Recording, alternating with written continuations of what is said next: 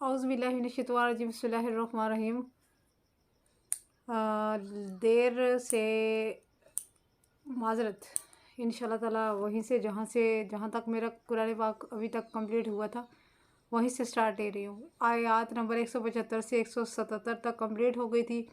वो जो बनी इसराइली था जिसके पास से इल्म था लेकिन उसने इस इल्म का मिसयूज़ किया, उसके मैंने बहुत सारे आपको हवाला जात और बहुत सारी अहादीस उसके बारे में सुनाई थी।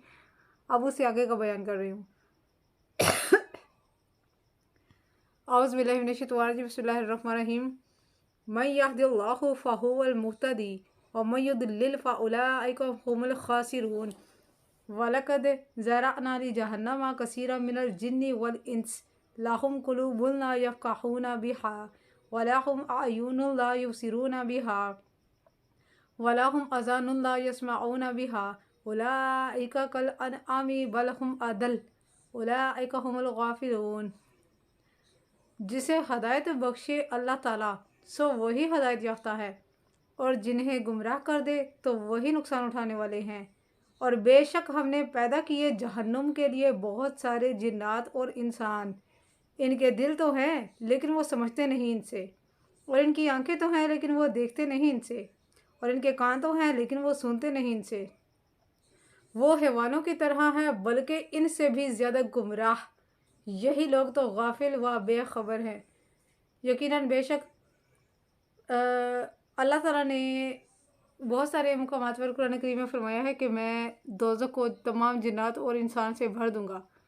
हज़रत आदम अलैहिस्सलाम को अल्लाह ताला इसलिए फरमाएंगे कि अपनी औलाद में से 99.9% लोगों को जहन्नुम के लिए निकालो, सिर्फ 1% जन्नती होंगे उनमें से। इसकी वजह यह है कि जिनके अमाल दोज़ख में ले जाने वाले उनके लिए आसान करके बना दिए जाते हैं। इसका मतलब ये होता है कि वो लोग दोज़खी हैं। और जिनको इबादत करना और अल्लाह ताला के अहकामात को मानना आसान लगता है, यानी कि एक के बाद एक नमाज, एक के बाद एक नमाज जिनको अदा करना आसान लगता है, मतलब ये कि उनके लिए इबादतें और अच्छे अमाल जो अल्लाह ताला को पसंद है, अल्लाह ताला के पसंदीदा अमाल वो लोग करने के लिए कोशां रहते हैं और वो अदा करते रहते हैं। सारे के सारे ऐसे अहकामात जो अल्लाह ताला ने उनके ऊपर फ़र्ज़ किए हैं। तो उस वक्त इंसान ये कह सकता है कि उसके अमाल जन्नतियों वाले हैं। बाकी ये एक बहुत लंबा चौड़ा टॉपिक है और ये एक अलग चीज़ है। ये मैं करूँगी आपके साथ बयान फिर कभी इसके मुकाम पर। फ़िलहाल इस आयत के लिहाज से वो मैं आपसे करती हूँ। तो अल्लाह ताला ने फरमाया है कि इन लोगों के दिल तो हैं लेकिन ये दिल से समझ नहीं सकते, दिल से महसूस नहीं कर सकते। आंखें इनकी हैं लेकिन आंखों से देख नहीं सकते। कान है लेकिन सुनते नहीं। सुनते क्या नहीं, कुरान नहीं सुनते। कुरान के दलाइल के बारे में ये लोग झगड़ते हैं। ये लोग अंधे बन जाते हैं कि अल्लाह ताला की निशानियों को नहीं देखते कि जब ये सारा कुछ अल्लाह ताला ने खुद बनाया है, अकेले ने बनाया है, तो इसके आगे किसकी चलती है। जिस शख्स ने यह ख्याल किया या जिस शख्स ने ये सोचा या कहा कि अल्लाह ताला ने अपनी मखलूक को कुछ इंसानों में से किसी को कुछ इख्तियार दिया हुआ है अपने सिवा, तो उसने कुफ्र किया। क्योंकि जब पहाड़ों, ज़मीनों, आसमान, 7 ज़मीनों को, आसमानों को, समुद्र वगैरह को बनाने वाला सिर्फ अकेला अल्लाह ताला है, अल्लाह का कोई हेल्पर नहीं है, तो फिर अल्लाह ताला के आगे कैसे कोई बंदा हमें कुर्ब दिला सकता है। अल्लाह का कोई नहीं दिला सकता सिवाय हमारे अपने नफ्स के। जब तक हम लोग दिल से खुद अल्लाह ताला के आगे नहीं झुकेंगे तब तक कुछ नहीं होना। ये सीधी सी एक बात है। फरमाया सूरत कलम में इसकी बहुत लंबी चौड़ी डिटेल है कि अल्लाह ताला ने हम लोगों के बारे में दोज़खी होने या जन्नती होने के जो तमाम हमारे अहवाल हैं, हमारे 50 ज़मीन और आसमान के 50,000 साल बनने से पहले अल्लाह करीम ने सारे के सारे लिख दिए थे। हाँ, इसीलिए हमारे लिए वो वाले अमाल जो हमें जन्नत में या दोज़ख में ले जाने वाले होते हैं वो हमारे लिए करना आसान कर दिए जाते हैं कि हमें उनमें कोई थकन या कोई इस तरह की चीज़ वो महसूस नहीं होती। तो उस आलिम में हम लोग पुरसुकून होकर वो वाले अमाल करते रहते हैं और वो अमाल हमें अच्छे लग रहे होते हैं कि हाय मैं तो बड़ा नेकी का काम कर रहा हूँ, मैं तो ये कर रहा हूँ, वो कर रहा हूँ। सैयदना इब्ने मसूद रज़ियल्लाहु ताला अन्हु से रिवायत है, आका नबी करीम सल्लल्लाहु अलैहि वसल्लम ने इरशाद फरमाया کہ ان لوگوں کی حالت جو اللہ تعالیٰ کے پیغامات کو سنتے نہیں، دیکھتے نہیں، دل سے تسلیم نہیں کرتے، ان لوگوں کو اللہ تعالیٰ نے ڈنگروں سے مماثلت دی ہے، گدھوں سے مماثلت دی ہے کہ ان کے مالک نے ان کے اوپر بوجھ لادا ہوا ہوتا ہے، تو یہ کسی اور سنسناہٹ کو، کسی اور چیز کو سن نہیں پاتے سوائے اپنے مالک کی آواز کے۔ یہ سارے قرآن کریم کے الفاظ ہیں، سوائے اس مالک کے وہ کسی اور کی نہیں سن سکتے۔ مالک کی کتنی ساری سنتے ہیں، کیسی سنتے ہیں؟ اتنی کہ وہ مالک ان کو بلاتا ہے یا کہتا ہے رک جاؤ تو وہ رک جاتے ہیں یا وہ چلنے لگتے ہیں۔ ان کو یہ نہیں پتا ہوتا کہ آگے پیچھے ہمارے کیا ہو رہا ہے، یا ہمارے اوپر کوئی تیر چلانے والا ہے، یا ہمیں کوئی ڈنڈا مارنے والا ہے، یہ ان چیزوں کو نہیں پتا ہوتا۔ اللہ نے ایسے لوگوں کو جانوروں سے، ڈنگروں سے اللہ تعالیٰ نے مماثلت دی ہے اور کہا ہے بلکہ یہ ڈنگروں سے بھی زیادہ بدتر ہیں۔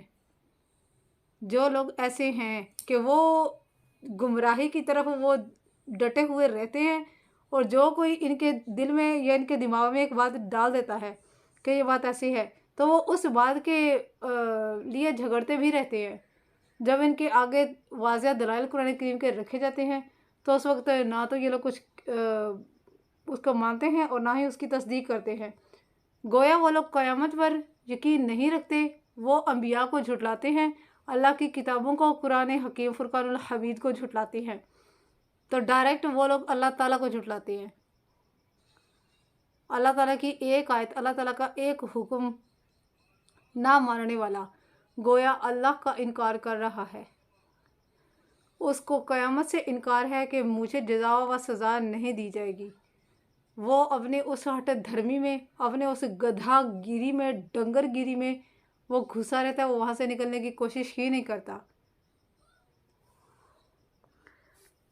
پھر فرمایا جن لوگوں نے کفر کیا یہ وہی لوگ ہیں جب انہیں ایمان کی دعوت دی جاتی تو اس وقت ان کی حالت ایسی ہوتی ہے جیسے حیوانوں کو رائی چرواہا یعنی کہ بلاتا ہے تو وہ سوائے اس کی آواز کے کچھ اور نہیں سنتے اور نہ کسی اور کی بات کو تسلیم کرتے ہیں۔ پھر فرمایا بل ہم اضل، یعنی یہ ڈنگروں سے بھی زیادہ گمراہ اور بدتر ہیں، کیونکہ ڈنگر اگرچہ بات کو سمجھتے تو نہیں، پھر بھی جب ان کا مالک ان کو آواز دیتا ہے تو وہ رک جاتے ہیں یا چلنے لگتے ہیں، اس کی طرف رخ کر لیتے ہیں۔ تو یہ خالق حقیقی کی آواز پر لبیک نہیں کہتے۔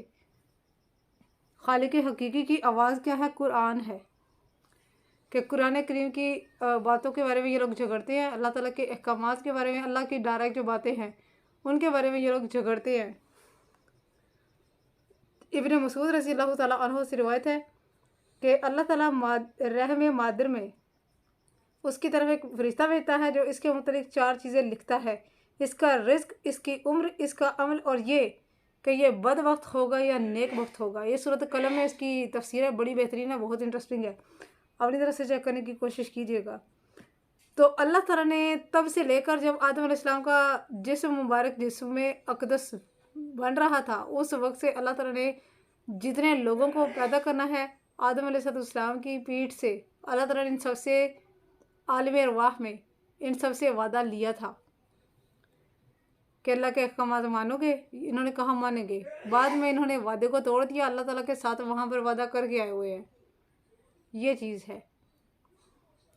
تو چنانچہ اس وقت یہ سارے والے اعمال جو ہے وہ کر رہے ہوتے ہیں، حالانکہ اللہ تعالیٰ کے ساتھ وہاں پر وعدہ کر کے آئے ہیں کہ ہم لوگ اللہ کے ساتھ کسی کو شریک نہیں ٹھہرائیں گے، ہم اللہ پر ایمان لائیں گے وغیرہ وغیرہ۔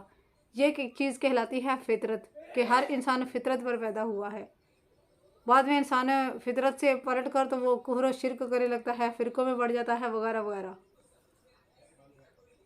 پھر فرمایا اللہ تعالیٰ جن کو ہدایت دینا چاہے اللہ تعالیٰ ان کو ہدایت دے دیتا ہے، اور ان لوگوں کا دوسرا حال یہ ہے کہ ان کو یا تو فطری طور پر ایسا کرنے کی عادت ہوتی ہے یا پھر سدھارنے سے مراد یہ کہ سکھانے سے، برخلاف کافر کے اسے تو پیدا ہی اس لیے کیا گیا ہے کہ وہ اللہ کی عبادت کرے اور اسے یکتا مانے، لیکن یہ کفر اور شرک کا ارتکاب کرنے لگتا ہے۔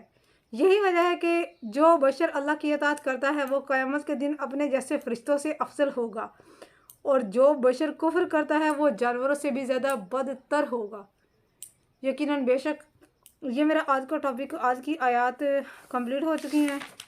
आयत नंबर 178 और 179 तक किया है, तो बकिया करूँगी इंशाल्लाह ताला कल अगली आयत।